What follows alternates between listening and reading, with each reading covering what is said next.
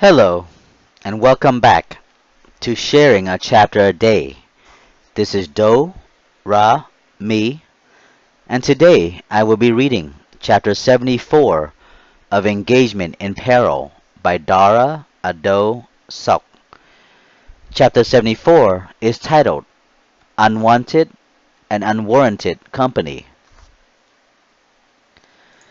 The company CO, Lieutenant Jadik, decided and wasn't sure what to do with me. He wasn't sure what to do with me then when I arrived with the weapons company. He was at a loss. He couldn't understand why Newport would screw him over with sending someone like me over to him, to his company, to his unit. Someone like me, who was on psychological, who was on psychology, who was on psych treatment. He told me that would get, well, he told me that he would get down to the bottom of this. And in the meantime, to for me to just go along with the program there with the new weapons unit. He left my case and situation to be handled by the company XO, Navy Chief Albright, who was a good family man. He thought over about my case and situation and saw it best that I not be allowed in the field with the Marines who were training with combats and weapons then. That I might be a liability if I were to be sent out there in the field to be around all those weapons. From then on, I wasn't allowed to do much because I was on non-deployment status and wasn't supposed to be around weapons and combat training altogether. So instead, they had me clean, sweep, mop, and take out the trash. So maintenance was my daily routine once again, just like what I was doing back in Newport, Rhode Island, weeks earlier. The same shit all over again. It didn't sit right with me either then, so, well, I just allowed myself.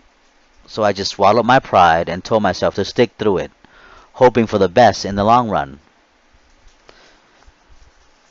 At this new command, I had a roommate in my dorm room. I had a roommate this time in the two-man dormitory who seemed weird himself. Everyone seemed to dislike him. He was okay with me though. He kept to himself and I kept to mine, and I was cool with that. We didn't have much to say to one another, just the casual hi or the hello. I wasn't there too long though, and I was glad to be out of there as well once they finally got me to where I was supposed to be. When my roommate wasn't around, I would snoop through his clothing drawer, looking for porno magazine and such, but he had none. What kind of an asshole sailor had no porno magazine? He only had some educational video that showed how to make love properly. No hardcore shit. You know, the kind of stuff that I like. No hardcore, raw, nasty ass shit. It seems pretty funny when I think about it though. Jesus Christ, Dara. You were quite sneaky then. You were so eager to whack off, it didn't matter to you then that you could have been put in the brig for going through someone else's belonging. You stupid son of a bitch. Do you remember what happened to those two sailors back in Camp Pendleton during Field Medical Service School who stole from the people during the field medical training while we were out in the field? As I reminded myself of an incident that happened to several sailors who were left behind during our field med trials while we were in the field training, they were eventually caught and arrested and court-martialed and sentenced for several years to the brig for breaking into people's locker and stealing shit. But anyway, I digress. I used what I had to master when he wasn't around. Since I was at a new base, I wasn't in the mood to go out into town to get laid by prostitute or hookers. So I relieved myself with the best way and safest way I knew how. And with the only person I trusted then, which was myself and my two Pamela Andersons. I remember one incident while sleeping in on during one of our given 3-day holiday weekend. Several Marines pounded upon my dorm room and asked for my help. I went out to see what was the matter, and it turned out that a Marine had stupidly slit his wrists and right palm from one end to the other because of a stupid bet made amongst idiots during their free time from duties and work. The Marine hand was oozing with dark maroon blood that slowly flowed from her right palm, and his eye watered with salted ears while he told me what he had ignorantly done to himself.